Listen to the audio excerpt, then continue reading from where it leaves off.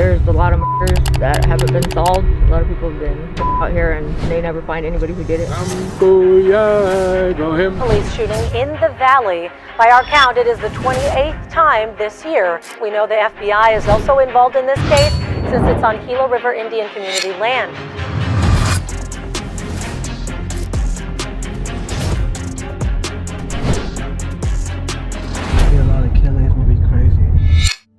For white boys like me, native reservations are hard places to access, and understandably so. Because I understand history, it makes sense why Native Americans can be closed off, resentful, and even downright hostile towards white folks. After all, many tribes have a similar story. European immigrants landed on their shores, starving and close to death, and many natives offered their help to help these pilgrims survive. In fact, our national holiday of Thanksgiving celebrates this very hospitality. Now, I know I simplified the beginning between the two groups, but what eventually followed were things like enslavement, frequent bloody battles, natives getting pushed from the land they had known for centuries, and smallpox wiping out 90% of the native population. Now, this isn't to say that the original Americans would have lived in some paradise world if it wasn't for the European settlers. The truth is, many tribes warred with each other, massacred each other, they massacred many settlers, and native warriors had some ugly practices like scalping their enemies. You see, no matter the conflict, things can get ugly when there are battles over resources, personal freedom, and valuable territory. It's just how humans are. But all things considered, Indians got the sharp end of the stick when dealing with the Europeans. They experienced numerous atrocities at the hands of people like Christopher Columbus and Andrew Jackson. But more on this later. We don't have time for me to ramble about history all day, so let's get into the people that we are meeting today. In this episode, we dive into the Gila River Reservation and see what life is like for the people from the Pima and Maricopa tribes. These people have had their fair share of battles ranging from water right disputes with the US government to fighting things in the community like obesity and drug addiction. But they've also triumphed on major levels. They've scored massive infrastructure deals with the government, as well as had fantastic success with their casinos. Enough of the talk for now, let's get into the episode.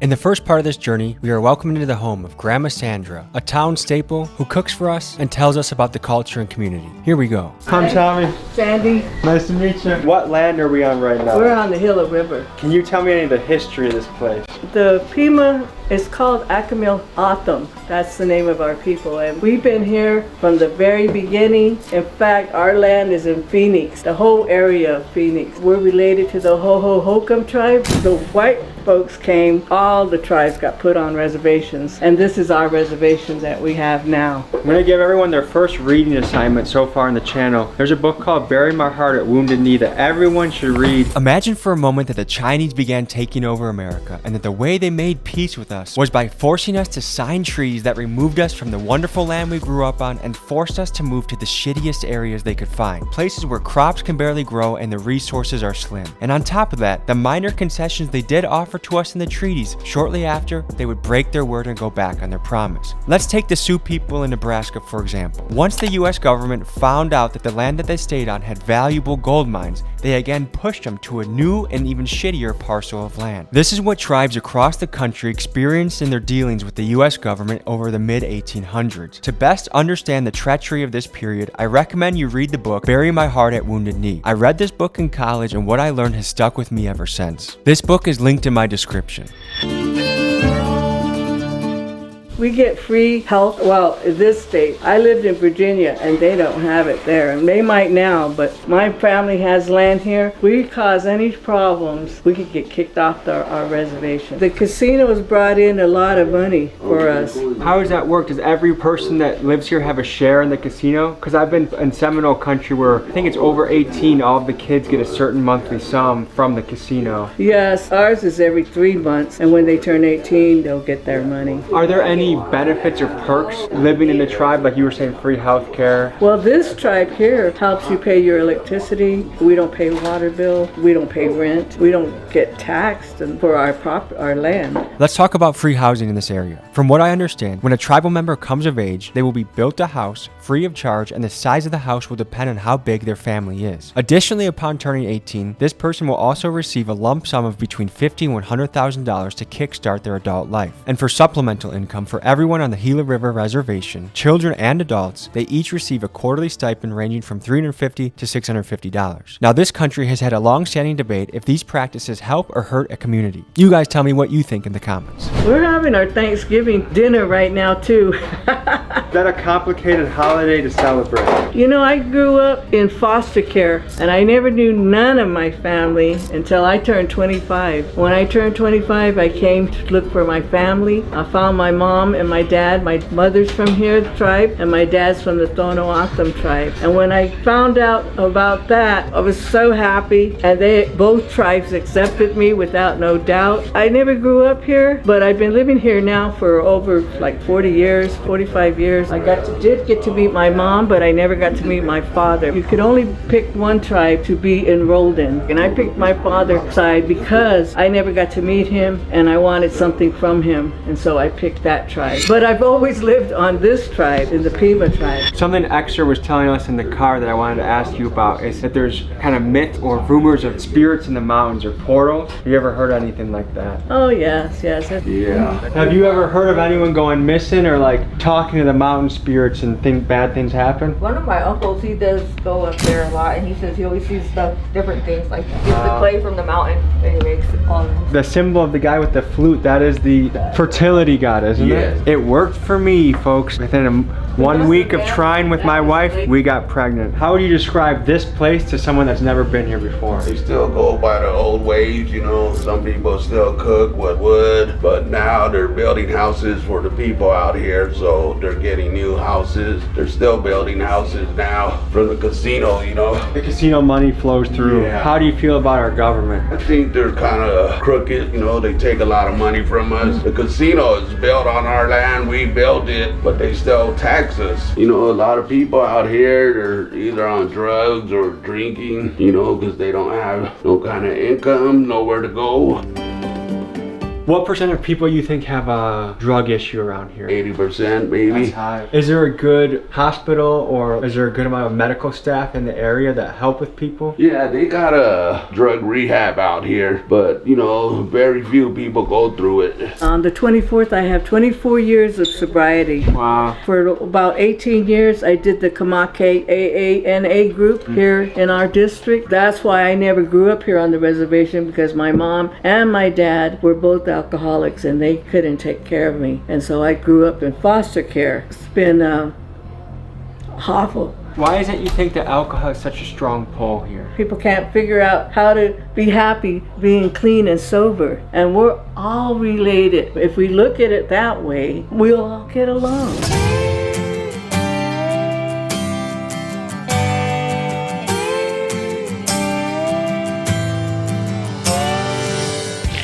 About how long do you go on each side? really fast, a minute, not even a minute. As soon as this grease is hot, it gets it cooked fast. Kind of like a thick tortilla almost. Yeah, so this is my dough. This is the flour most natives use, the bluebird. I'm trying to teach my family, my girls, or anybody who wants to, know how to do it so they can carry it on. People be shooting, people be trying to break into the shit. So there's a lot of bandos around here? Oh, hell yeah. This is probably the security right here. Oh look, someone discarded a toilet right there. If I had to shit and I came across that, I'd be disappointed. People go up there. People climb all the way up there? Have you been up there? No, I haven't been up there. I'm kind of scared of heights. Yeah, I'm scared of heights too. They say some owls be shapeshifters. Basically it's an old human spirit or something? Yeah, this used to be her little owl house. I mean, this is where they used to sell fried bread. What happened? Shit, just time, people getting locked up. She didn't really have much people to help her, so this is what's left of it now. I hear the dust storm comes, it just comes right over that mountain, everything up. How often does a dust storm come? It can come whenever. Is there usually like one good dust storm a year? Yeah, it's a couple. That's the red chili. And pulled pork? No, this is beef. This is over 100 years old. Yes. How long do you think this took to make? Oh, probably a long time. Days? Yes. These are also over 100 years old. They're old too. There's something special about handmade. Okay, here's your sandwiches. The Navajo taco, all the tribes make that, and it's just beans, hamburger, cheese, lettuce, tomatoes, and that's a. Those are good. Thank you. This is gonna be such a gringo question, but I don't eat the husk, right? No, you can if you want. I didn't mean to embarrass we don't. myself, but. Yeah. Good. Well, Grandma Sandra, you filled our bellies. We appreciate you for Thank that. you.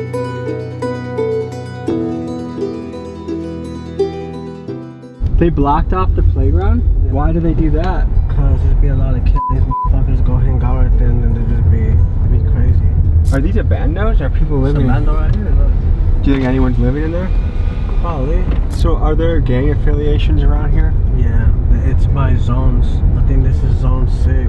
People around here be like, man, I couldn't find no pills, so I started smoking meth. And like, what the fuck? Has Fetty Wap made its way over here? Oh yeah. We're in the circles, which is called the project. This is mostly where everybody lives, I guess. Back in the day, there was a lot of gangs out here. There's still gangs out here now. Back in the day, it was pretty crazy. You grew up around here? Yeah, I grew up over here. There was just a lot of shootings, a lot of people dying from shootings, you know. The airbag was out here a lot. There's still gangs out here now, but they're a lot younger, you know.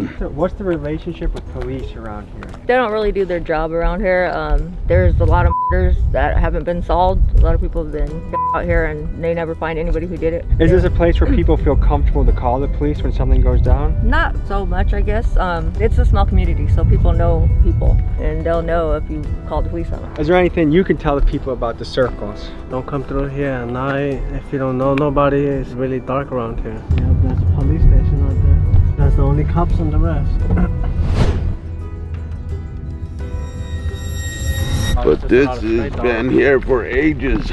This was an old boarding school. Back in the day, my mom was in a boarding school here. She was small all the way to 13 when she came out of the boarding school. She don't really talk about it. I asked her, she just gets quiet. So, and they did a lot of, you know, the molesting and all that. Some kids died, you know, in their hands. It's crazy how much child molestation the Catholic Church has gotten away with. Yeah. We have got to talk about Indian boarding schools. These places were awful. In 1819, the Civilization Fund Act was passed with the intent to civilize natives and assimilate them to Anglo-Saxon culture. The stated purpose of this act was to kill the Indian and save the man. And in doing so, a few hundred schools were created and ran by the Catholics and other Christian denominations. Hundreds of thousands of kids were forcibly removed from their home, and in the loving name of Jesus, these Christian schools doled out beatings, forced labor, sexual abuse, and a complete crushing of native culture to these kids. With rulers, whips, and sticks as their tools of choice, nuns relentlessly played whack-a-mole on their native students. And if hell exists, these nuns are certainly there, and I hope Satan is playing whack-a-mole on them. And if this imagery isn't enough to infuriate you, imagine if the Taliban took over your town, took you from your parents, and beat the dog shit out of you at their schools until you converted to their version of Islam. That would be insane, and that's what this was like. And folks, I'm proud to be an American, 100%, but it's undeniable that we have some despicably ugly chapters of our past, and the best way to avoid making similar mistakes in the future is to study and learn from history.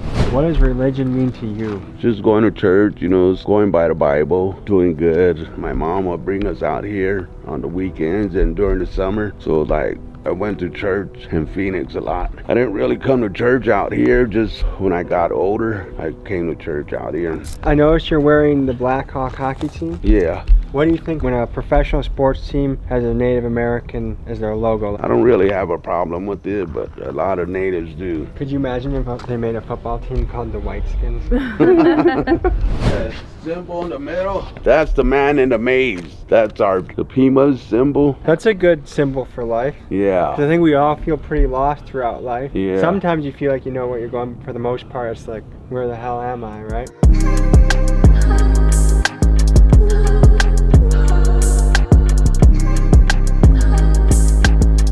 So Grandma's taking us in the mountains right now. She wants to show us some things. Stolen cars from town come out here and dump stuff over here. What? There's been a lot of bodies found, not here, but over at another section of the res.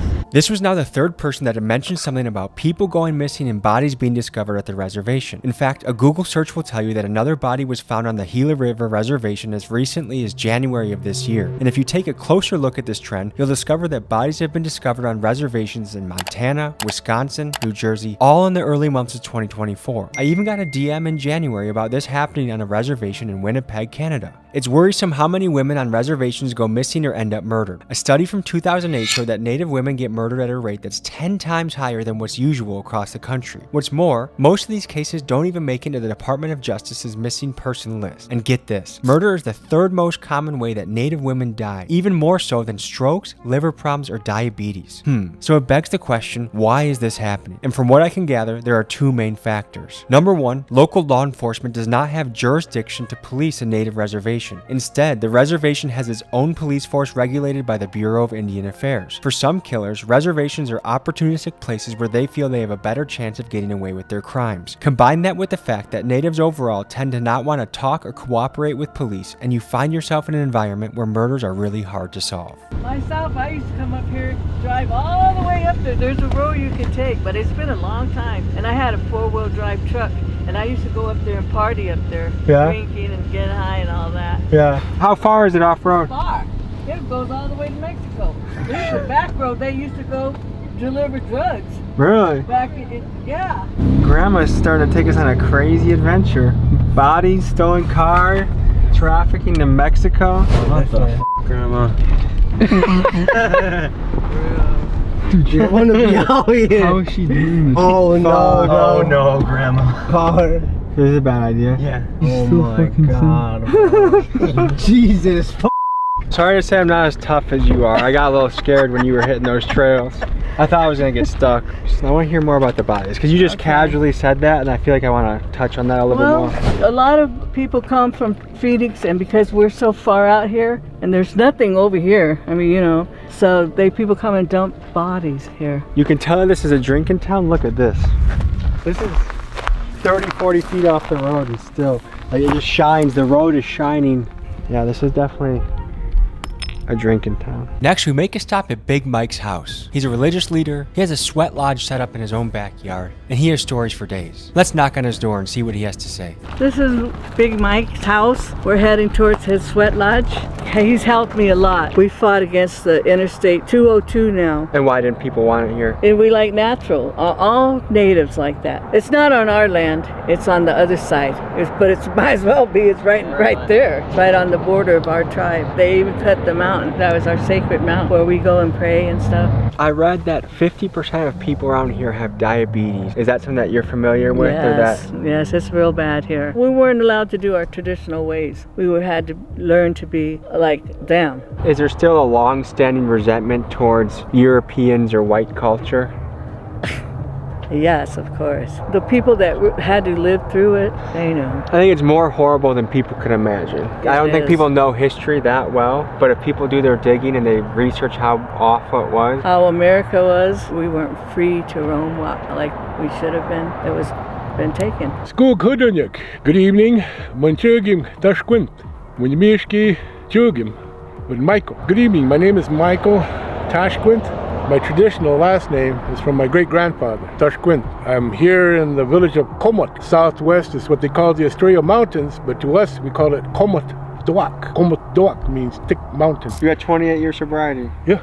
Congratulations. Thank you. What made you start that journey? 93, I lost my brother up the road here. He got hit. We were going up to go get some more beer and everything like that. We're coming back, and we were just coming up the road here. Just on the other side there, those houses on that side began. This people hit a horse. You know, the woman, you could see where she hit the windshield. Her face is all bloody. As we were going by, the door on the driver's side was open, and there was a guy laying on. So I told my cousin, you know, pull up behind him. And they pulled up behind. My brother already jumped out, and he ran over there. Just when I got out, I heard my brother go to the other side, and he was checking on the woman. And I heard my cousin yelling out, "Chris, look out, there's a car coming, there's a car coming." And then next thing I know, my brother was standing with the door here, and he was waving his hands like this. Well, they missed the car, but they hit him right there, and it just went over him and everything like that. I got out of the back seat of the car, and I just turned and I looked, and I seen him get hit his head, and brains, blood, and everything like that. And I was over him like this, I was laying on top of him like this, and I kept telling him, you know, don't leave me, I need you. You're the one that's holding my leash. My brother was the guy, more or less controlled me. If I was gonna kick somebody's ass, he would say, go kick their ass. And I say, really? And I go over there and kick their ass. I ended up getting deep into drugs. I didn't give a shit about anybody. The final point came was that one night, I guess we were sitting there drinking and everything like that. And I was sitting there rolling up joints, sprinkling with coke. like that, rolling them up, getting ready to smoke. And after that, I got sick. I mean, I almost died. And that's what kind of snapped me out of it. Whatever happened to me. My dad, my brother came. And I remember going in. I mean, you know how the lights are on top of us? And I remember looking up like that and watching like that. And I just seen them going, choo, choo, choo, choo, choo, choo, choo. And that's, I was out. So I just woke up and I said, what the hell? And then the nurse came around and she goes, oh, you're awake. You're back. I said, what? And then she goes, you know, what day is this? I said, Wednesday evening. And she looked at me, she goes, no. She goes, this is Saturday evening. You've been out for the past 3 days. Your family's about ready to bring in the priest to give you last rites because you weren't going to make it. I said, what? She goes, yeah, we're about ready to die. I remember I started walking and I was going in something like gray. It was just all gray. And all of a sudden out of this side, I seen this black figure come out like that, you know. And I heard my brother start laughing. He goes, what are you doing here? You don't belong here. It's not your time. To the other side, I seen another figure on this side. My dad, I heard his voice. This is not your time, he said. You need to go back. Come on, we'll take you back. And as they were coming back, they started telling me about sobering up, changing my life, doing the things I needed to do. Woke up, and that's when I woke up in the hospital. And so after that, that's when I decided I gotta quit. So they took me and sent me down to chemo, and that's when I found out I had PTSD. It feels like this world is losing its soul and losing its culture a little bit. Can you speak to that from your lens? I can understand that, and I know what you're talking about because our young kids, they're not picking it up. They don't know too much about the history and the culture of our people, especially grandparents that went to boarding school. In the boarding schools, they were stripped of their identity, their hair was cut, they were forbidden to speak the language. A lot of elders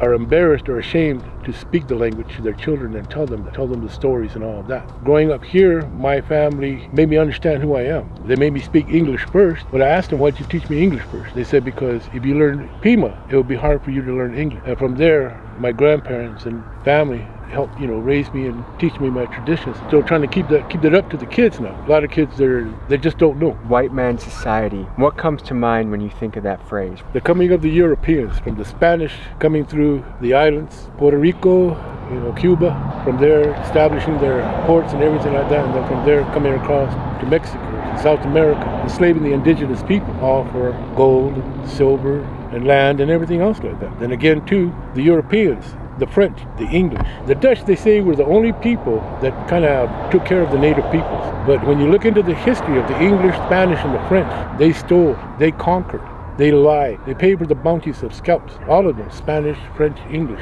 women, children, elders. Thing about the border, they talk about all the people that are from Mexico and on that way. Those are indigenous people, even the Mexicans. That's not the right word for Mexico. It's Mexica. That's the thing about the white man's society, the Europeans coming here and just trying to make us and totally assimilate us. What are some spiritual beliefs of this land? When the son married, he brought his wife home. If the sister married, she married out of the family. What are the biggest challenges facing this community? We're doing good. I can't really say anything wrong or anything bad. Through the casino revenues, the tribe is taken care of. There's money through the gaming compact that goes to all 7 districts here. That money helps take care of it, What kind of benefits do tribal members receive from the casino? Nothing really from the casino. The only thing you get is just the per cap that we get every month. I mean, every 4 months, every quarterly. But like I was saying, is it the same for everybody, or does it change by age, or how do they? No, it's the same. It's the same. It's set at one set amount, but it's different. Each quarterly is different, depending on what these casinos make. My first house, my mom and dad built themselves. Second house, the Bureau of Indian Affairs built that for me. Then this one is the tribe built this for me. Wow. And again, it's in the gaming compact that homes are supposed to be provided for all enrolled tribal members. Final thoughts you have, or anything you would like to say to the audience out there? I just turned 70. I go to the gym all the time. I wanted to do with my wife to go in there and put it on our Facebook. Here I am, my birthday, 70 years old, still working out, Come on in and come work out with me. Diabetes is a very, very high thing here on my reservation. From what I saw with the numbers, it's over half. Yeah. At one time, I was like close to 800 pounds. Right now, I'm probably bouncing between 320 and 290 maybe. Since you're finishing up and you're getting ready to go home, this is called the Going Home song. Hey, and with that, folks, thank you for joining us on this adventure. We'll see you next week. Hey, Hey, manye dop him, gam ko ya go him, skug with the nya wum, gam ko ya go him. Hey, manye dop him, hey, manye dop him, hey, manye dop him, gam ko ya go him, skug with. Folks, hope you enjoyed this episode. You want to watch another? Here. You want to subscribe? Over here.